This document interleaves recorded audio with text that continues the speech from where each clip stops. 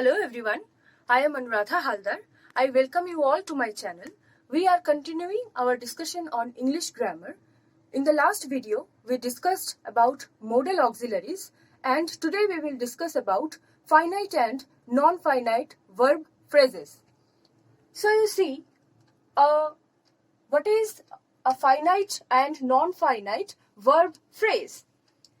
Verb phrases are formed by one main verb or one or more auxiliary verbs together with the main verb. So phrases means that there will be a main verb and one or more auxiliary verbs together, they come to form a verb phrase. Now what is a finite verb phrase? A finite verb is the element of a verb phrase which has present or past forms. So it is having present or past forms. It means what? That this verb, it actually denotes the time of the action in the form that it will denote the time in which the action has taken place. Means you will find different tense forms. That is what tense is. So this verb is having present or past forms. So let us understand it using an example. Suppose I say I write English. So this verb is finite. It is denoting the time of the action. Suppose if I change it and make it wrote.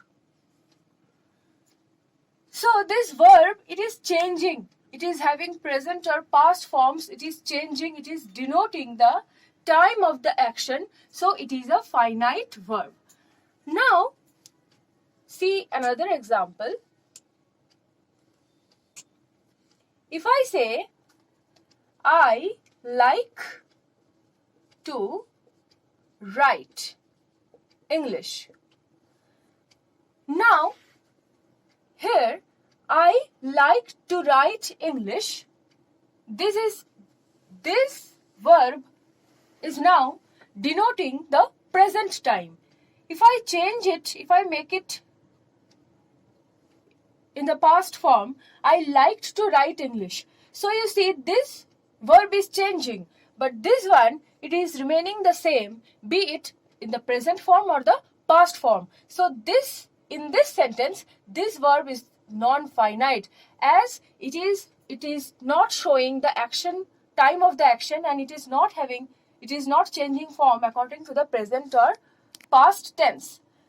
This verb, in place of that, it is changing form, and this is the finite verb. So this is the clear difference, which has present or past form, which will denote the time of the action, that is the finite verb, and which will not change, that will be the non-finite verb. Finite verb phrase changes with change in number and person of the subject. So you see, finite verb phrase, it will change with the change in what? Number and person of the subject. Let us take an example. I go to school. Okay. But when I will say he goes to school. So you see, this verb, it is changing depending on the person. Okay. Now if you change the number also, like if I take the sentence as, okay, let me write here, I am speaking. Or if I say, they are speaking, okay, they are playing. Or I am playing, they are playing. So here also you see that according to the number of the subject, the verb phrase, it is changing. See, the auxiliary verb, it is changing. So this is the finite verb phrase. Why? Because in this verb phrase, it is changing according to the number and person person, this example was there, number and person of the subject. Okay. Next you see,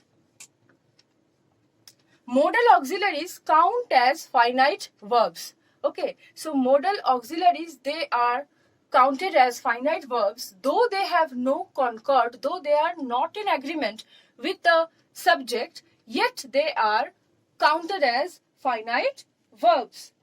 Like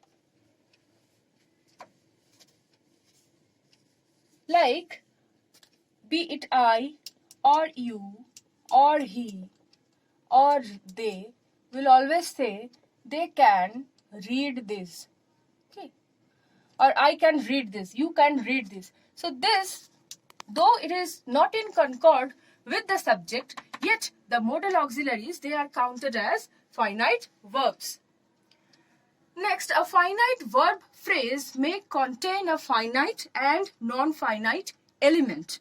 So you see this sentence, they are working to achieve success. So this part, you can understand that to achieve success, this part is non-finite verb, but this part, it is a finite verb phrase. This part, it is a finite verb phrase. Even in this part also, this part, okay, they are, this is the finite element, and this part, working, this is the non-finite element. Because if I change the subject, if I change it, he is working. So you see, this is the part which is changing to denote the change in number and person of the subject. So this part is the finite element in this finite verb phrase. So you see the line, a finite verb phrase may contain a finite and non-finite element. So in this finite verb phrase, this is the finite element and this is the non-finite element. Okay, now we will see about the non-finite verb phrases. Now see the non-finite verb phrases. So you remember the definition of the finite verb, and the non-finites are just the opposite. So they are the verb phrases which do not refer to the time of the action. Okay, they will not refer, they will not show the actual time of actions or events in terms of tense forms, and they are not related with the subject in the way a finite verb is related. Okay, and the person and number of the subject do not have any impact on these verbs. So three things you will remember, that they will not denote the time of the action, and they are not related to the subject. How? They do not, the change in number and person of the subject do not have any impact on the non-finite verb phrases.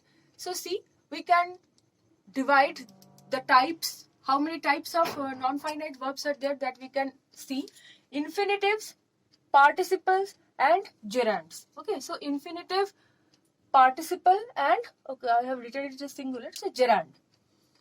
Now you see, what is an infinitive? It is the form of a verb in its base form. Okay, so the base form of the verb. So when you will open a dictionary, you will find the words, okay, the form in which they are given, that is the base form. So that is the infinitive form, means it is the base form of the verb. It is usually preceded by to.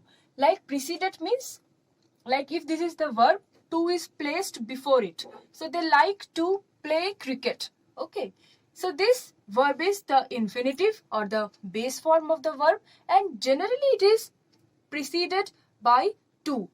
But see, always there are exceptions. So infinitives, especially the modals, number one, do verb and some other verbs also, they do not take this to.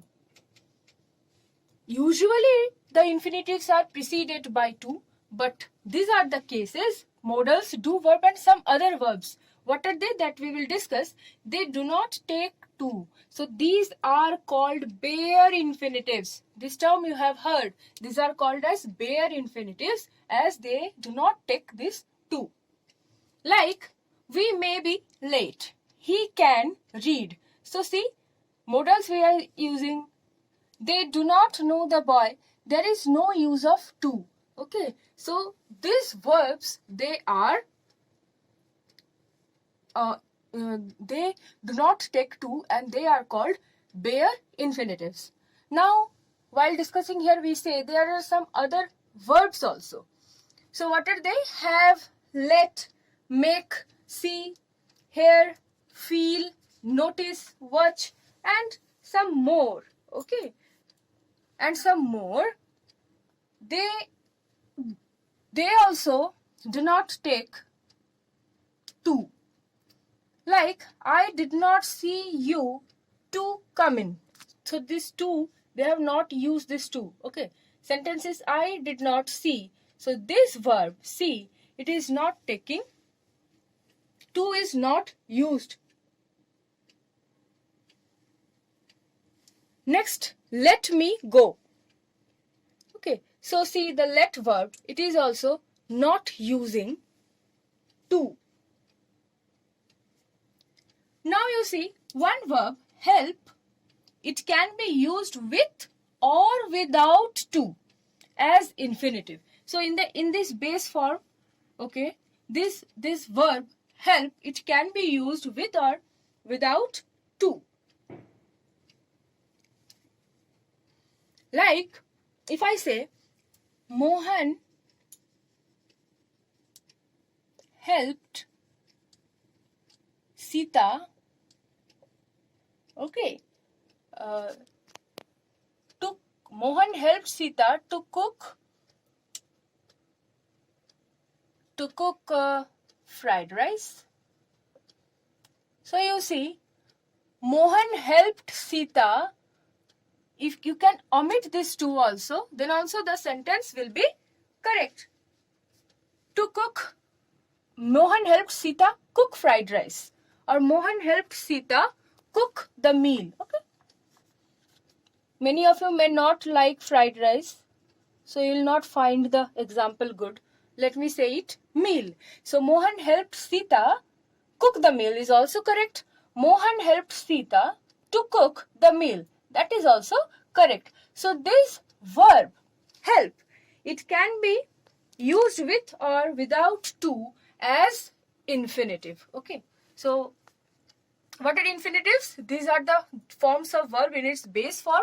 It is generally preceded by to, and there are some verbs which do not take to, especially the modals, do verb, and some other verbs. So what are those other verbs? They are have, let, make, see, hear, feel, notice, watch, and etc.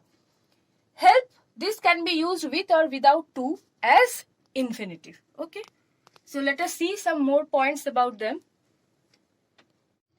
See, when two infinitive structures are joined by and or except, but see what happens when they are joined, two structures are joined, the second is often without to.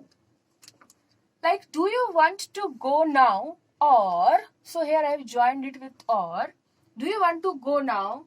Or you want to wait for some time? So you see here this to, it has not been used here. Okay. Do you want to go now or wait for some time? So this is what it has been said. When two infinitive structures are joined by and or, okay, what happens? The second is often without to. Now, so I have kept them as commas so that you can understand. Next, infinitives are also used in continuous, perfect, and passive forms. So, apart from the general use that we have already seen, they are also used in continuous, perfect, and passive forms. How? In continuous form, example you see, it is nice to be sitting in the sun. So, this to be sitting, here infinitive is used in continuous form. Perfect infinitive. So, how it is used in its perfect form? It is nice to have finished the work. In passive form, there is a lot of work to be done. So, see, this is a passive sentence, to be done by someone. So, there is a lot of work to be done. So, it is used in passive form. Negative infinitive, you must try not to be late. Okay. Then split infinitive. The way you have read bare infinitive, see, this is something interesting. I would like to really understand. Here, if we say this like this, I would like to understand. Then infinitive, here what has happened, this really word, it has split the infinitive. I would like to, instead of writing understand here, we have said to really understand. So this word, it is doing what? Splitting the infinitive, and the sentence you can say, the use of infinitive you can say it is in, the form is split infinitive. Okay, now we will move on to the functions. Okay, how they function or what is their role in a sentence. Now let us see the functions. Forming verb phrase.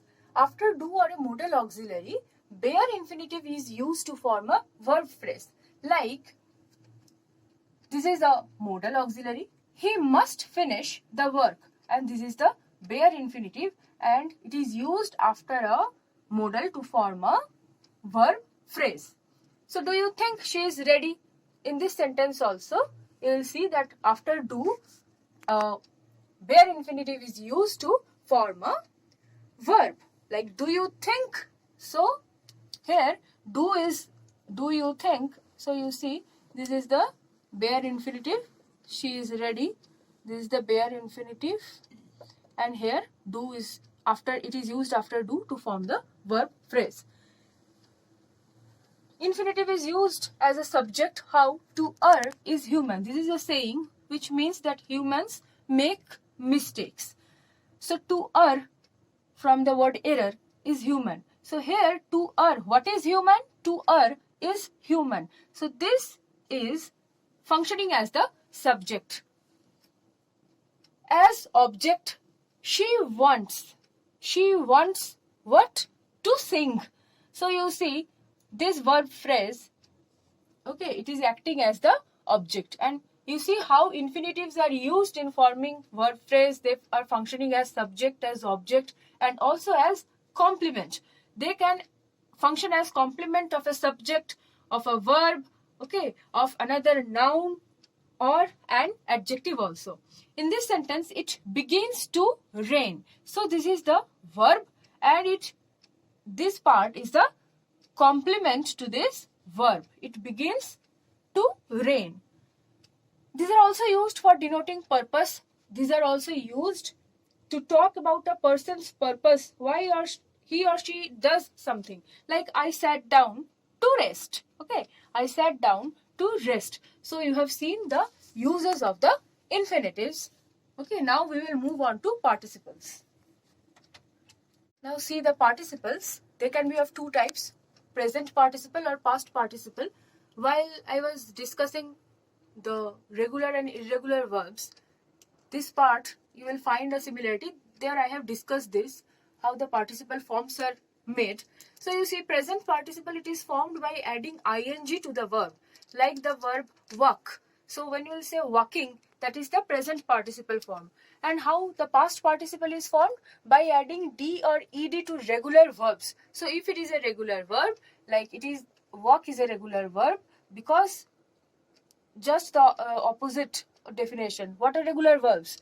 Those verbs whose past, second and third form, past and past participle form, that is formed by adding d or ed. So you see, walked, this is the past participle form. Okay, so those verbs whose past and past participles forms are formed by adding d or ed, they are only regular verbs, and here just the opposite we are saying. And how the past participle form of irregular verb is formed? Okay, so that you have remembered, I think. So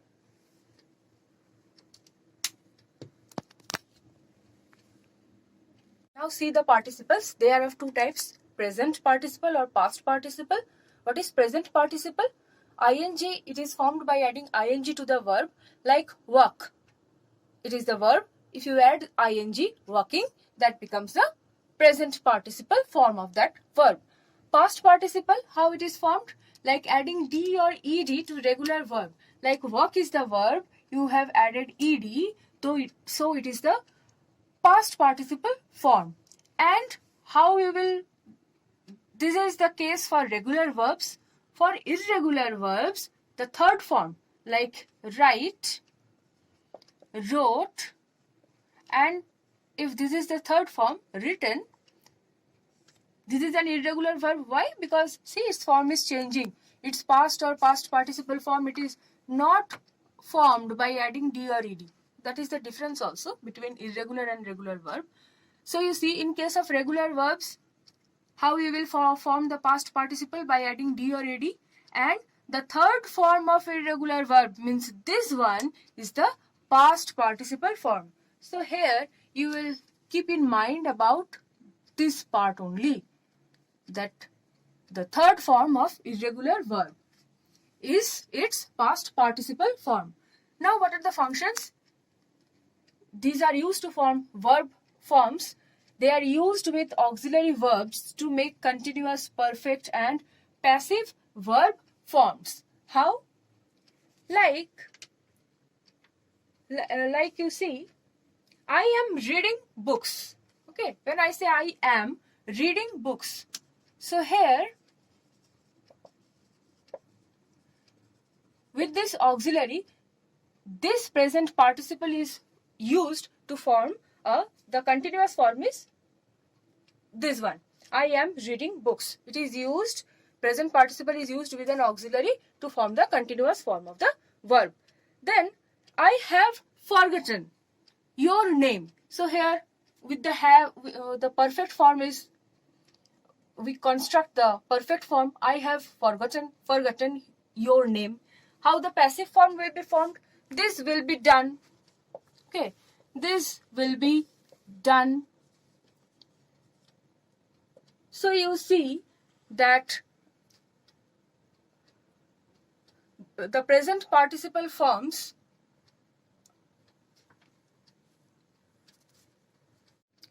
see done. This is the past participle form. Okay, like do, did, done. So past participle form, here it has been used to form this passive form, passive verb form.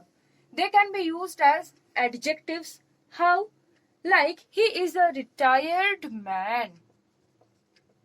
He is a retired man. So here you see, man is the noun. This is the past participle form, but here this one, it is acting like an adjective. As this word, it is describing this man. So you see, the participles, they can function as adjectives. Next, they can be used as adverbs also. Sentence, let me write. I ran crying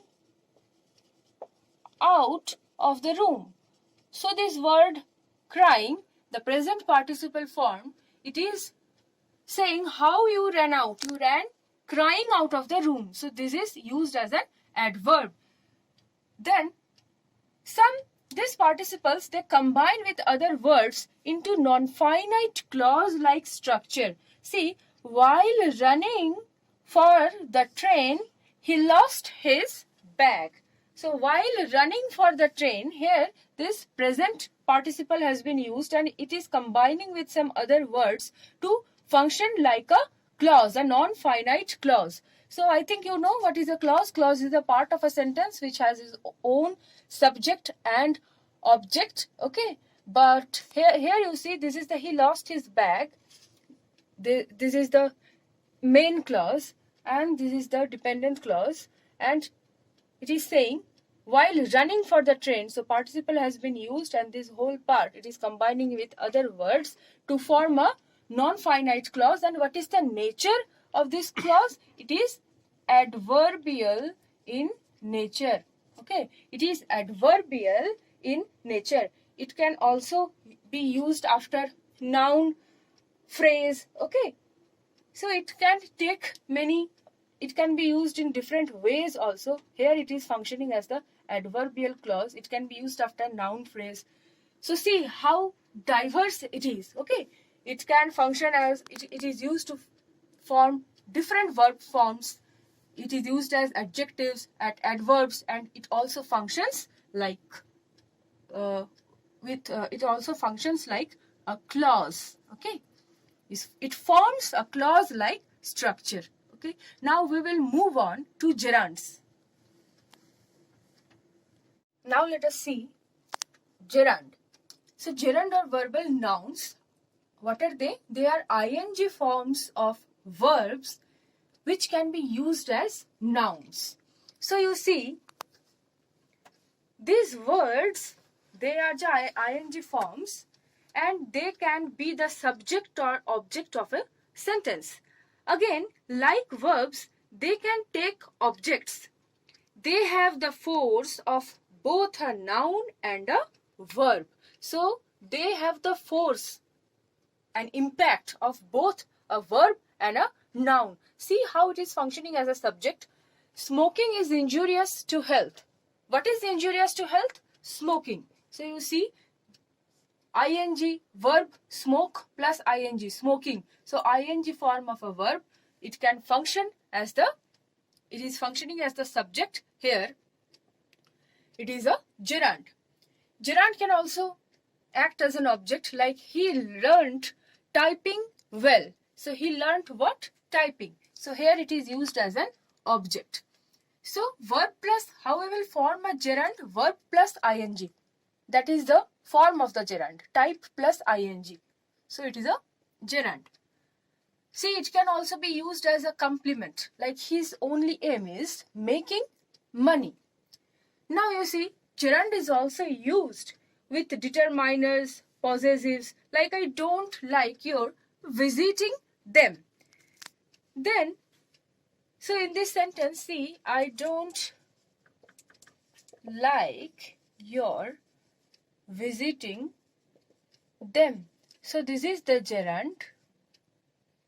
Okay, and it has been used with this your. I don't like your visiting them. So it can be used with determiners, it can be used with possessives and possessives. Possessive is also a type of determiner only. So it is also used as an object to preposition, like he was tired of waiting. Okay, he was tired of waiting there or waiting for them. Now you see, he was tired of what? Waiting. So this gerund, it is acting like a object to a preposition. Okay. Now you see, it is also used in imperative sentences. Like how we will use it in imperative sentences? Like stop crying. Okay. So this is the gerund and it has been used in a imperative sentence. It is also used to form a nominal compound. What is a nominal compound? In nouns, I have discussed it in detail, like a walking stick. Okay. This is a complete nominal compound where a gerund has been used to form it. So verb plus ing form, that is a gerund, and how it is used, how it can be used in a sentence, that I have said. But there is a bit of difference between gerunds and verbal nouns. What are they? Just let us see that. See, gerunds are verbal nouns, but what we mean by verbal noun in grammar is a bit different. Verbal noun is a category of non-countable abstract noun derived from a verb in English by adding ing.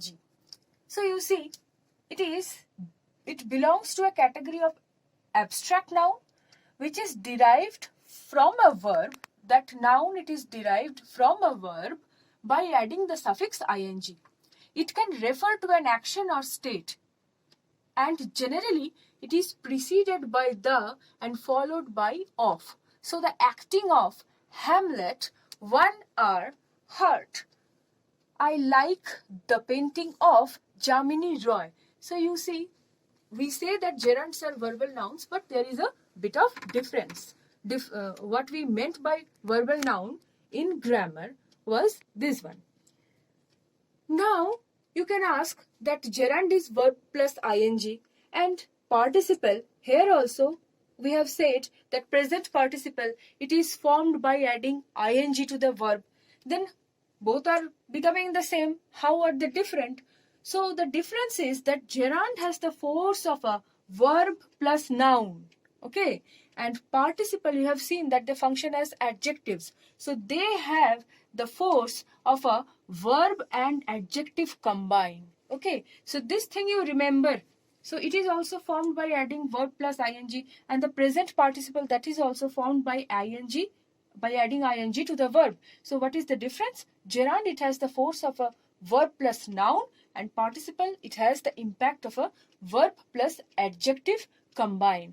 So here we have seen about everything about finite verb phrase and non-finite verb phrase. Now one thing I would say, that a sentence, it always remains incomplete without a finite verb.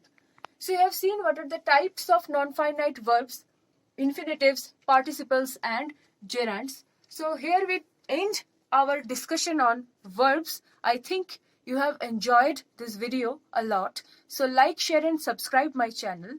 And in the next video, we will be discussing adverbs. Thank you all for watching.